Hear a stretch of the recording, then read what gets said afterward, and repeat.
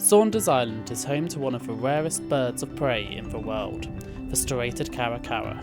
The species has a conservation status of near threatened. Due to this status, the island's inhabitants keep a close eye on the birds. I joined Suzan Pole-Evans to examine this further. So in 2010, there's an American guy from Hawk Mountain and comes down twice a year to band Cara Caras, the striated Cara Caras, which we call Johnny Rook. So any time I go to the neck or in the settlement, I take note of all the ones that arrive with the rings on, so they know where, because the yellow's for Saunders, white for Carcass, and black for the Jason Islands. And we've only ever had one from the Jason Islands, which is quite amazing, because we thought all these ones came from the Jasons.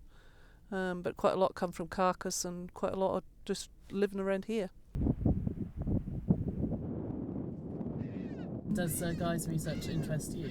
Are you interested? I am. That's why they've never asked me to take the numbers, and I've just done it for my own good. But they're so amazed that I have, that I've got more than, must be about 20,000 entries now, and they're really amazed that I've got that. And I emailed them the other day and said, "Do you still want me to carry on with the numbers?" They said, "Oh yes, please," because then they know the survival rate, because there is a lot that's just disappeared. They've never come back. And we haven't found them dead anywhere.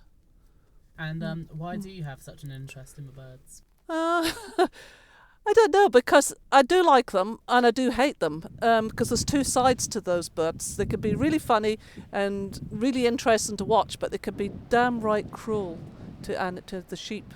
And I've seen that. They work in packs like wolves do, and they just run, keep the sheep running and running until it gets tired, and then they get it down and take its eye and its tongue. They give it a cruel death. And then we're going to go fishing at 3 o'clock to see if we can fish for the rock uppers.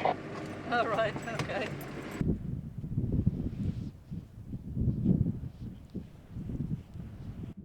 After recording branded and non-branded Cara Caras at the neck, Suzan takes me back to the settlement to feed the pigs and to monitor the equally hungry birds of prey.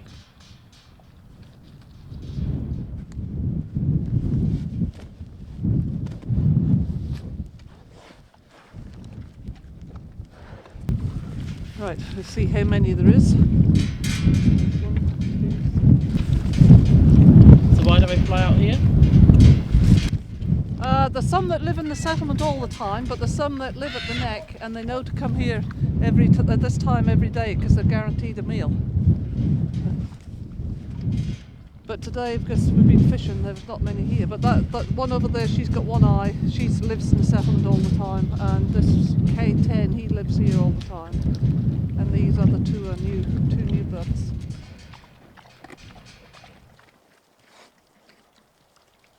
And these figures along the top is the ones that don't have rings, so I can get an estimate of how many birds. So some days it's like over 40 birds, 40 plus yesterday I had here. I've only got 2 with no rings, and I've got 4 with rings at the moment. But it's not compulsory. I just like to do it for my own record, just to see how many of the original birds have lived from 2010 when we first started.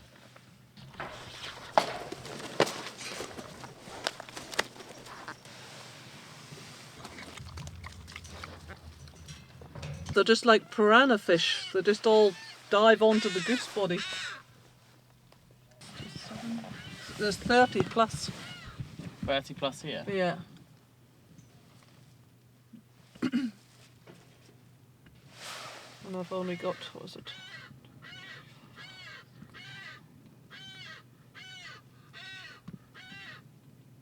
I've only got 21 with rings, and the rest have got no rings.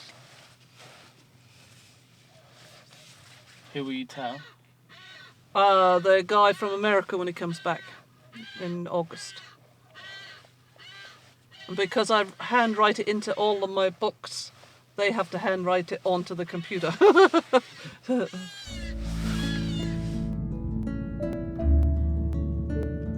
With Suzan recording the numbers of Cara Caras daily, she is able to send researchers accurate data regarding both the species population and the branded-non-branded ratio among the birds. This is James Page reporting from Saunders Island.